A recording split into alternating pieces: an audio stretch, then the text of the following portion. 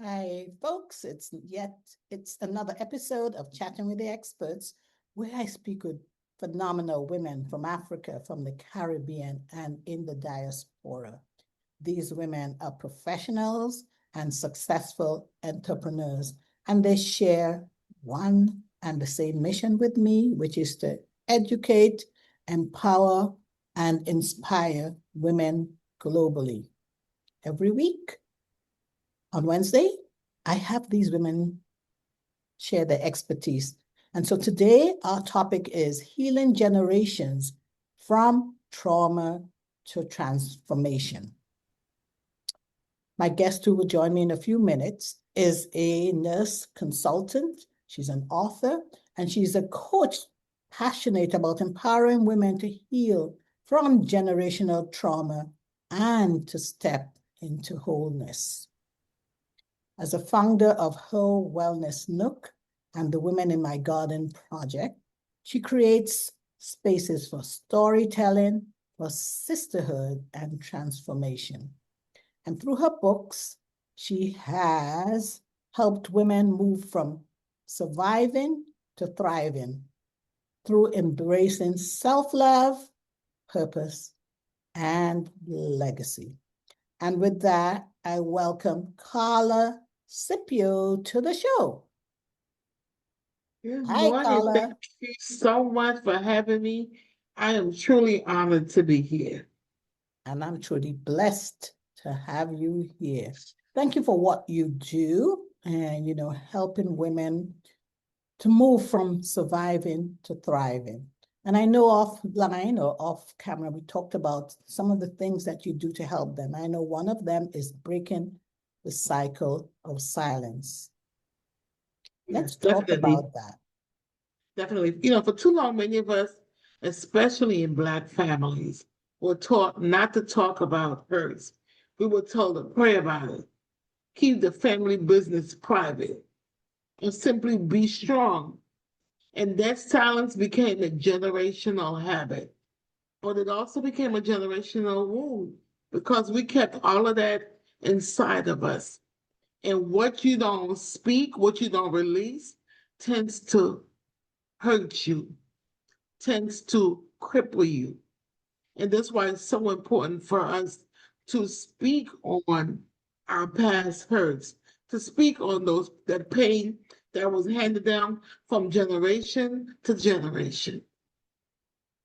You You know know, something? Oh, sorry, go ahead. I don't want to cut you short. I was just talking about unspoken trauma. Many of our mothers and grandmothers carried pain quietly. They carried the abuse, they carried rejection, even colorism. They carried their loss, the poverty, and that silence passed down to us. I can speak for my family. My mother was the one that didn't talk. She kept all of that bottled up inside of her. Mm. And it shows up as anxiety, Mm.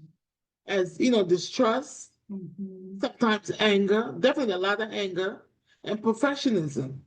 Mhm. And so a few weeks ago, I had another woman talk about this, and we said it was global. And why I say this is global, because I know, are from the island. You're from Trinidad, Yes, from Trinidad and Tobago. Tobago. So when this lady I spoke with, I had two other guests, one was from Nigeria, and then the other woman was African American. And now you are from the Caribbean, from Trinidad and Tobago to be specific, and you're talking about the same thing. So this is global. This is not confined to one part of the world or women whose culture embrace this sort of thing. This is global. Yes, it definitely is a global issue. I went to London probably about a month ago, Mhm. and I did a workshop on barriers, things that prevent women in the diaspora from thriving, from rising. And I realized, Paula, that a lot of the women, they were women from Nigeria, from Ghana, from Zimbabwe, from South Africa, women born in London, and we all carry the same burden, that burden of shame, the burden of pain. I mean, but PTSD. I think there's one young lady from Liberia that shared her story, and it made me realize that the things that we go through and how we live is not just limited to one space or one place. These things tend to unite us, and we need to speak on it. We need to be the change so the generations coming behind us wouldn't have to go through what we went through and what our ancestors went through. Absolutely. And that's why you mentioned earlier on that we talked about, we are talking about breaking the cycle of silence. And so, expand on how you feel that sharing our story, because as a people, we are very verbal. We're more verbal. Our history has shown that we carry down our tradition through, stories and so on. So why do you think we haven't been so vocal about sharing our stories, which is part of our culture anyway, sharing stories? And how does it come about? How does it bring about healing and strength collectively? Someone that knows me will tell you I believe in intergenerational conversations. I tell people I come from a family of storytellers. There were some members of my family, like my grandmother, for instance, that would sit me down and would share the family history with me. Then you had my mother that kept all of that stuff inside of her that didn't talk. And, silence comes with a cost. It comes with the pain festers, it affects our relationship, it affects our health, our ability to feel joy. But for me, there is power in storytelling. Sharing our stories truthfully and without shame becomes a form of liberation. As women, storytelling connects us back to our roots. It's how our ancestors, like you said, shared their wisdom, how we survived. But now, healing is community. Every time one woman speaks her truth, she gives permission for another woman to do the same. That's how we start healing together. That's how we start healing together. Okay. And teaching women how silence keeps us stuck, how speaking out brings you healing. Because you learn that I wasn't the only person that suffered from incest. Why are my father so angry? Where did this alcoholism come from? We learn more. We realize that we have so much commonality, which gives us the strength to be in a safe space where we can be honest, truthful, and transparent. I'm not here to shoot you down. Your story gives me courage and inspires me to know that I can do this. If she did it, I can do it as well.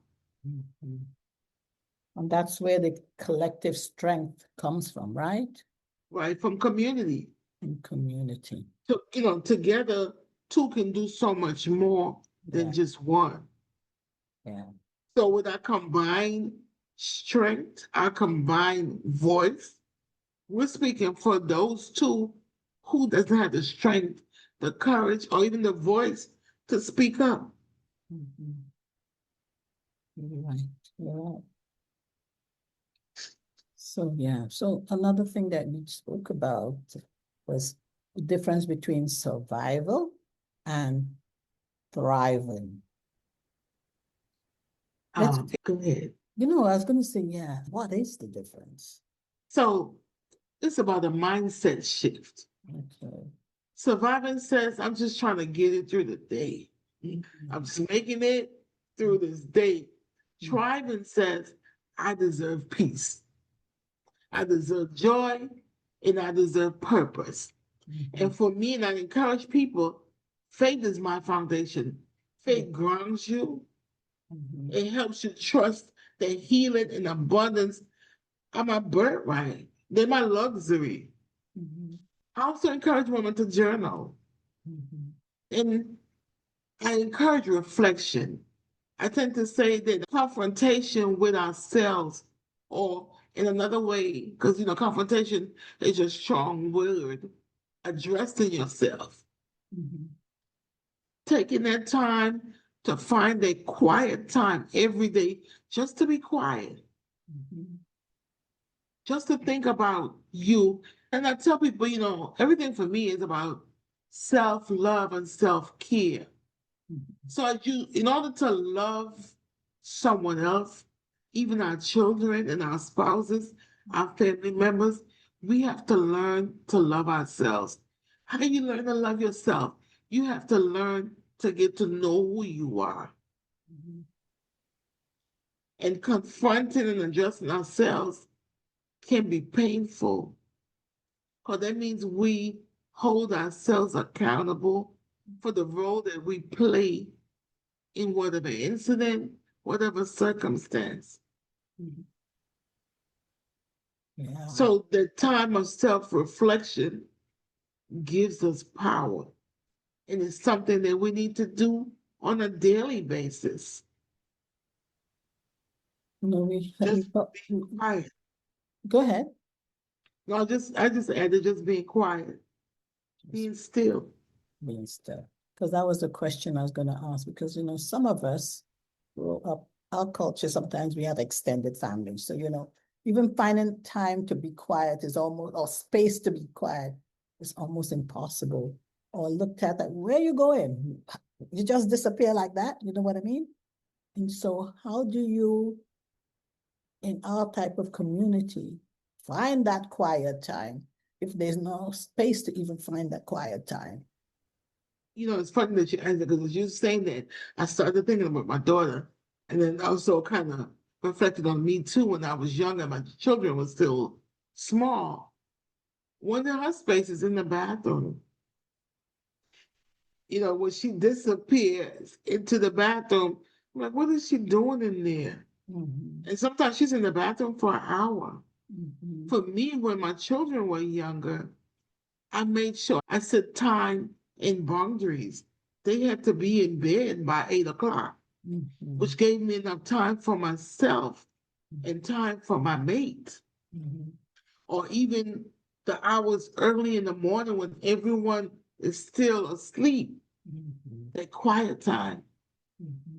Even deep breathing helps to, everything can be going on around you, but just being able to center yourself and just be still. Even with the little kids playing, the children playing on the floor. And being able to do that without feeling guilty.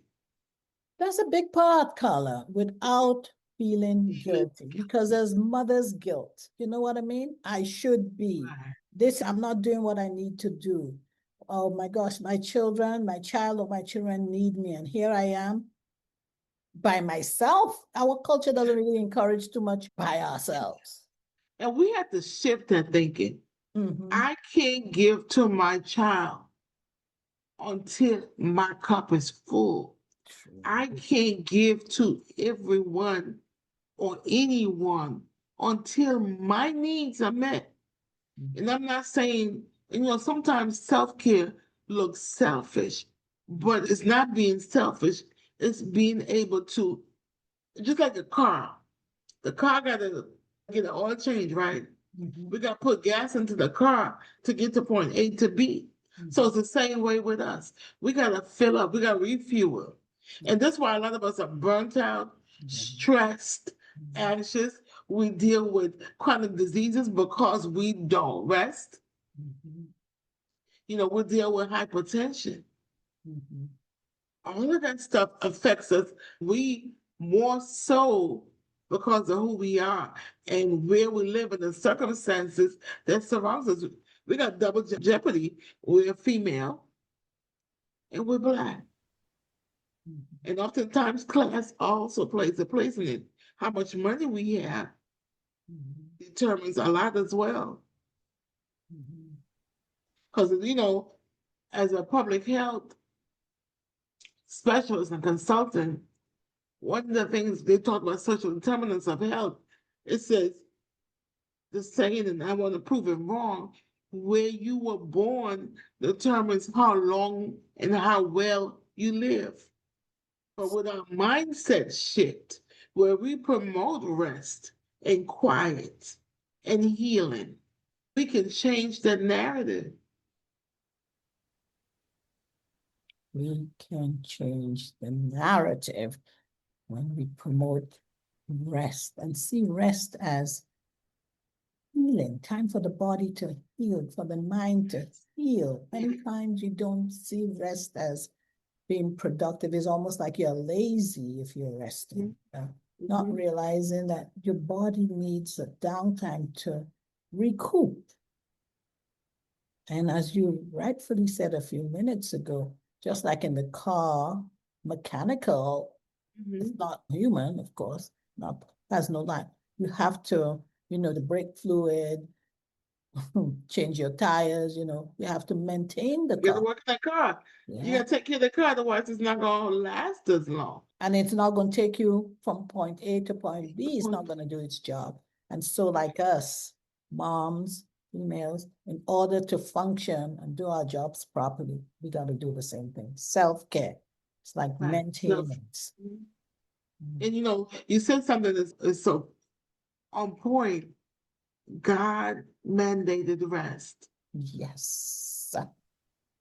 on several different levels. He's the creator of all mankind.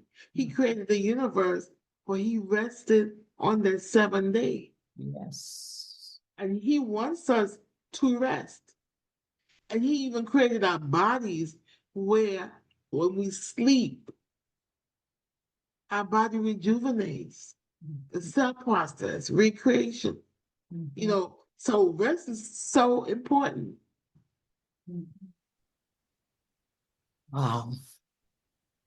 So let's talk about something else that you mentioned, legacy of healing. You mentioned that it's not just for us. As a legacy, that means we're leaving something for people who come after us. So legacy of healing, from your perspective, it means we are doing things that will positively affect our daughters, our granddaughters, and future generation, right? Right. So how can we bring about transformation? Because I know that's one of the things that you do. Yes, I love intergenerational conversations. I believe when we heal, we change the story of those who come after us. And I want to emphasize again, healing is not selfish. It's sacred work that impacts generations. The intergenerational impact our daughters, like you said, our nieces, our granddaughters are watching how we respond to life. Yes. When we model self-respect, boundaries, and love, they learn to do the same thing. Every time we choose, we break in patterns. Every time we choose forgiveness over bitterness and faith over fear and truth over silence, we shift the family line every time. And there's a ripple effect. Healed women build healed communities. The transformation of one woman's heart can change a household. Because remember, as mothers, we're the nurturers. We can change a neighborhood. We can change nations. I realized the way that I raised my children wasn't always the best way. So now I encourage my children. They're like, well, you did this and you did that, but you letting them get away with it. No. I learned that my grandparents, when coming from the Caribbean, they were hard. They were harsh. They will send you outside in the hot sun with stones in your hand and to kneel on some kind of rock. Oh, and they did these things because that's what they saw and that's what they taught. So now it's our responsibility when we learn the lessons that we learned in life. We want to make sure, and tell my kids this, I don't want y'all to walk down the streets that I walked down on. Yeah. That's why I did it. So now I'm telling you. Mhm. So we create new stories, new pathways to transform the young ones that are coming behind us. And the reason why I like intergenerational conversations is that the young people bring the new insight. The older people bring the sage wisdom. But Yes. we need to strengthen the young people. We need the new things that they're doing in the community. And we need to help them just as much as they help us. But Yeah. we also have to bring that respect. We have to be able to listen to what they're saying so they can also learn from us and we learn from them. I agree with you, Carla, 100%. Intergenerational conversations better us. It doesn't make us go backward. And they, in turn, realize that we respect their views and their take on things because we don't know everything. And Right. I'm all for that, having these intergenerational conversation because we get better, we see things different. I mean, things are changing all the time. And if we are not in touch with change, we'll stay behind. And they in turn learn from us because we've been down the road, not quite the same road, but some of the things that they're experiencing, we've seen it and we Right. know the outcome, so we can change it. And so that's why I loved when you started off by explaining that the legacy of healing comes from knowing that healed women can heal women. Yes. A healed older woman can help heal or speeden up the healing of a younger woman. And that's what you're talking about through intergenerational conversations. Yeah. We can help in the transformation because as a coach, I help women look forward. And I'm going to come to the car example again. Before you go out into the street, you look in your rearview mirror or your side mirror to see what's coming behind you. So we Mm-hmm. need to address those generational traumas, things that we inherited from our mothers and our grandmothers. We need to look at it, but then we also need to look forward Yeah. and move forward. So we got to deal with those things and not tell people those negative things in our lives, but we also have to pay attention to the generational blessings. In my family, hey, we have this artistic, we can do anything with art. Or we are teachers, we are educators. Mm-hmm. Or we may be the ones that are nurses, we are caregivers, we are healers. So we need to look at not just the curses that are handed down, that's Yeah. in our DNA. Yeah. We can negate those, but we also need to focus more now on the positive. Yeah. And Yeah. even for those, if people don't realize, even there's so many things that are handed down to us in our DNA.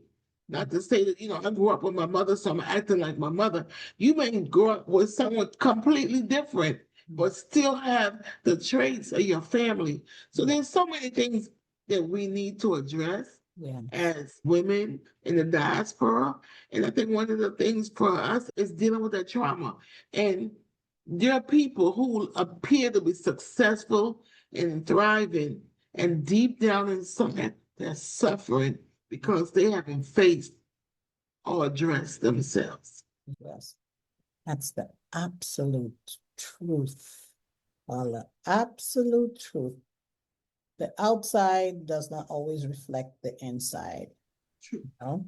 And come full circle to what we said initially, that our culture did not encourage conversations. And now that's what you are on a mission with other women to do, to break this cycle of silence. Well, what we're going to do now is open up the floor so that other people who've joined us can continue the conversation. You can continue the conversation with them. But before we do that, and for those who are watching online or listening to this online, how can people get in touch with you, Carla? And the easiest way is Instagram, and it's I am Karla Scipio, and it's Karla with a K. Last name is Scipio, and I'm gonna spell it SCIP as in Paul IO. Or they can email me at hello at her wellness nook. So it's hello at her wellness nook.com. Okay, all right. We'll drop all of that in the chat, and of course, it will be in the show notes. And for me, I want you to know that just as Karla was a guest on the show, so can you. If you reach out to me on my website, which is chattingwiththeexperts.com, I'm also on LinkedIn as Paula Okone. I'm on Instagram. My handle there is at chat_experts_podcast. And my handle on Facebook is Paula Okone. I also have a YouTube channel that I'd love for you to subscribe to because there are so many videos there of amazing women and a few men who are sharing information that can educate you, inspire you, and encourage you. And so every week on Wednesday, I meet with these amazing women and a few men who share with you nuggets of wisdom. They inspire you through their stories and they educate you through information that they have. So thank you so much for tuning in. And for Karla, thank you for being a guest today. And now we will open up the floor to those who have joined us. Thank you for having me. Absolutely.